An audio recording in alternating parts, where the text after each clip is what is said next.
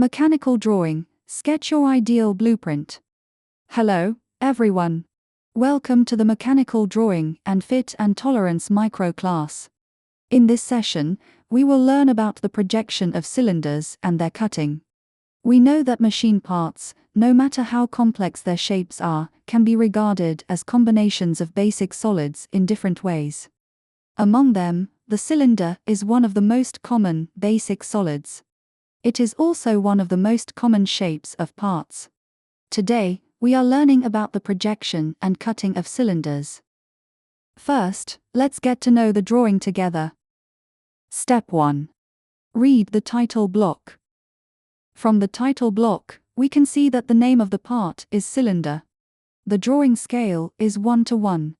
The material of the part is number 45 steel. Step 2. Read the views. 1. Selection of the front view. The front view of the cylinder is a rectangular line frame. 2. Selection of other views. 1. Top view.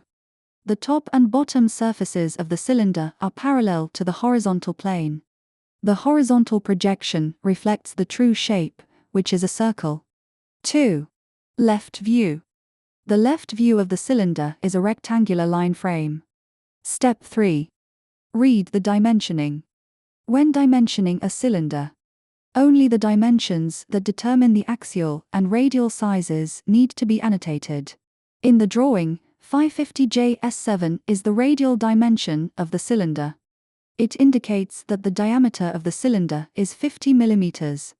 The dimension 60 is the axial size of the cylinder, indicating that the height of the cylinder is 60 mm. In this lesson, we will focus on learning the projection and cutting of cylinders.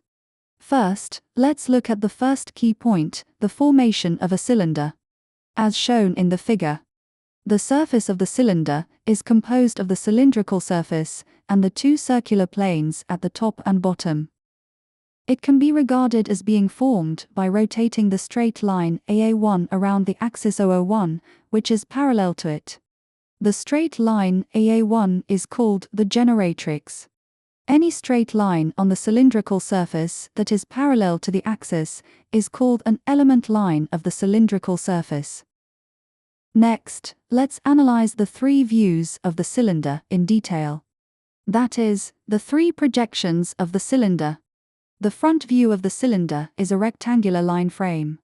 The top and bottom lines of the frame are the projections of the top and bottom surfaces of the cylinder on the front plane. The left and right contour lines of the frame are the projections of the leftmost and rightmost element lines on the cylindrical surface.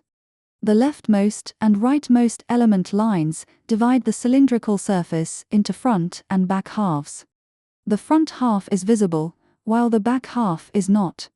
Therefore, these two element lines are the boundary lines between the visible and invisible parts of the cylinder's surface in the front view.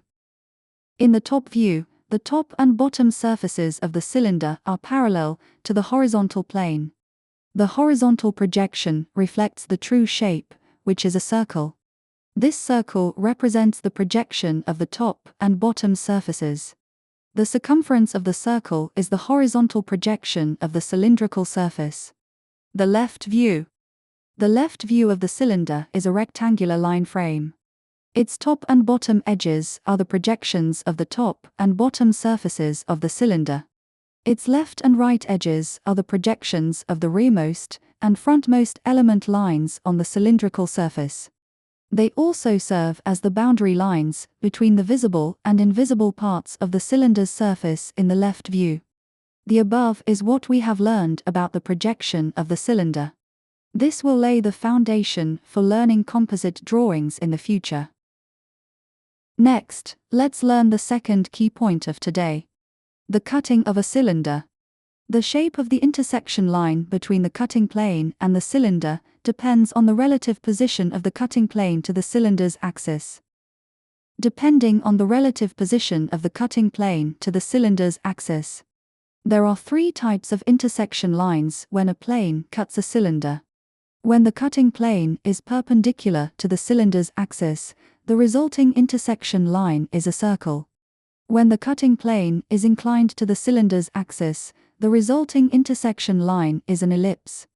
When the cutting plane is parallel to the cylinder's axis, the resulting intersection line is a rectangle.